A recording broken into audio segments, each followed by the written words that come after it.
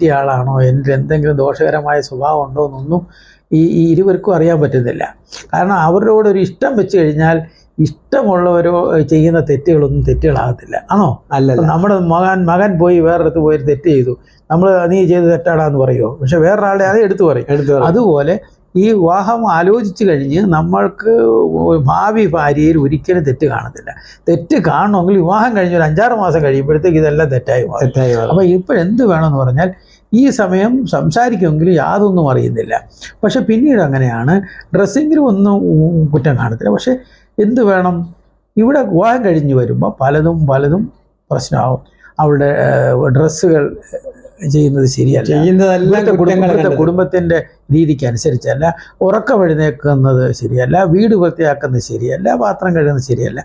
ഇവിടെ എന്ത് വേണമെന്ന് വെച്ചാൽ ഒരു സ്ത്രീ എപ്പോഴും ഓർക്കണം, നമ്മളൊരു വീട്ടിൽ ചെന്നാൽ ആ വീടിൻ്റെ വിളക്കെന്നല്ലേ വിളക്കെന്ന് പറയുമ്പോൾ നമ്മൾ ഓർക്കണം, നമ്മൾ രാവിലെ ഉണരണം, ആണെങ്കിൽ നേരത്തെ ഉറങ്ങിക്കോണം. പക്ഷേ നേരത്തെ ഉറക്കം എഴുന്നേൽക്കുന്നത് കറക്റ്റാണ്. ഏത് പെൺകുട്ടിയായാലും ഒരു വിവാഹം കഴിഞ്ഞിരുന്ന വീട്ടിൽ ഉറക്കം ഒഴിക്കുന്ന, അല്ല എന്ത് ചെയ്യുന്നു, മരുമകൾ ഉറക്കമാണ് എന്ന് പറയുന്നത് അവസ്ഥ ഉണ്ടാകരുത്. അതൊരു പ്രത്യേക കാര്യം. പിന്നെ വീട് വൃത്തിയാക്കൽ ജോലിക്കാരെ വെച്ചാലും അല്ലാതെ വെച്ചാലും വീട് വൃത്തിയായിരിക്കണം. മോള് വന്ന ശേഷം ഒരു ഐശ്വര്യം ഉണ്ടായി എന്ന് തോന്നണം, ഇല്ലേ? അപ്പോൾ വീട് വൃത്തിയാകുന്നില്ല. അതുപോലെ തന്നെ പാത്രം കഴുകുന്നതിന് ഒരു പ്രത്യേകതയാണ്. കാരണം ചില വീടുകളിലൊക്കെ ഈ സിങ്കിനകത്ത് പാത്രങ്ങൾ ഇങ്ങനെ കിടക്കും. അത് രാവിലെ മുതൽ രാത്രി ആയാലും അത് കിടക്കുന്ന പറയുന്നത് ഐശ്വര്യക്കുറവാണ്. അപ്പോൾ എന്തായാലും എത്ര രാത്രി ആയാലും അടുപ്പ് ചെറുതായാലും വലുതായാലും വൃത്തിയുള്ളതായാലും വിറകത്തിക്കുന്നതായാലും വൃത്തിയാക്കിയ ശേഷമേ ഉറങ്ങാവൂ. അതൊരു പ്രധാന ഘടകമാണല്ലേ. പിന്നെ ഈ സംസാരത്തിൽ നമുക്ക് മിതത്വം പാലിക്കണം. വളവളാന്നുള്ള സംസാരം ആരും ഇഷ്ടപ്പെടത്തില്ല. ഒരു മിതത്വം. ഞാനൊരു വീട്ടിൽ ചെന്ന ഒരാളാണ്, എന്നെ മറ്റുള്ളവർ ബഹുമാനത്തോടെ കാണണമെന്ന് തോന്നണം. അതുപോലെ തന്നെ വേഷം, ഒരു സൗന്ദര്യ ബോധം ഉണ്ടാകണം. അതുപോലെ തന്നെ ഹസ്ബൻഡിനോട് എടുക്കുമ്പോൾ അല്ലെങ്കിൽ തൻ്റെ ഒരു പ്രണയഭാവമായിട്ട് തോന്നണം, അല്ലാതെ വീർത്ത മുഖത്തോടെ ആയിരിക്കും പോകരുത്. അപ്പോൾ ഞാനീ പറഞ്ഞത് സൗന്ദര്യബോധം എന്ന് പറയുമ്പോൾ ഞാനൊരു കാര്യം കൂടെ ഉണ്ട്.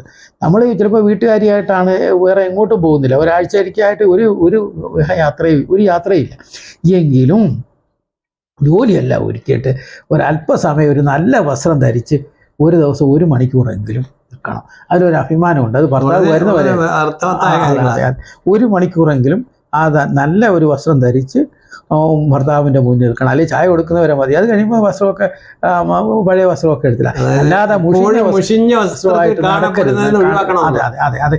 അതാണ്. പിന്നീട് അഹങ്കാരം. നമുക്ക് ഒരാളും പറയരുത്, നമുക്കൊരു അഹങ്കാരമുണ്ട്, അത് പറയരുത്. അതുപോലെ ഞാൻ പറഞ്ഞല്ലോ, ധൂർത്ത് കാണിക്കുക. നമ്മൾ ഏതൊരാളും ധൂർത്ത് കാണിച്ചാൽ അതിനൊരു പകരം അള്ളാഹ് ചോദിക്കും.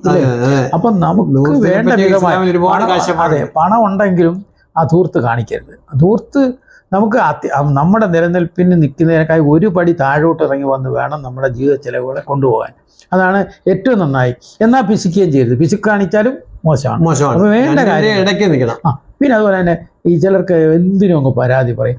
ഒരാളെക്കുറിച്ചും പരാതി പറയണ്ട. നമുക്ക് ആ ഫാക്റ്റുകൾ എന്തെങ്കിലും ചിലപ്പോൾ കാര്യങ്ങൾ അതിൻ്റെ യാഥാർത്ഥ്യങ്ങൾ എന്തെങ്കിലും പറയുന്നുള്ള, അല്ലാതെ ഒരാളെക്കുറിച്ചും കുറ്റപ്പെടുത്താതെയും പരാതി പറയാതെ ഇരിക്കുക.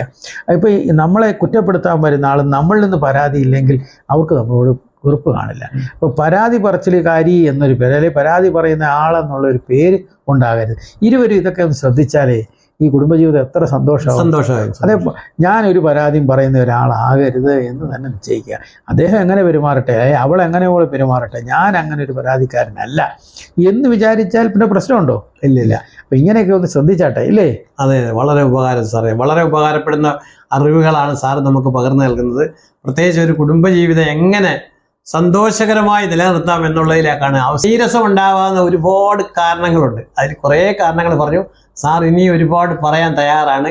പക്ഷെ നമ്മുടെ വീഡിയോ ചുരുക്കി ചെറിയ വീഡിയോ ക്ലിപ്പുകളായിട്ടാണ് നമ്മൾ ഉദ്ദേശിക്കുന്നത്.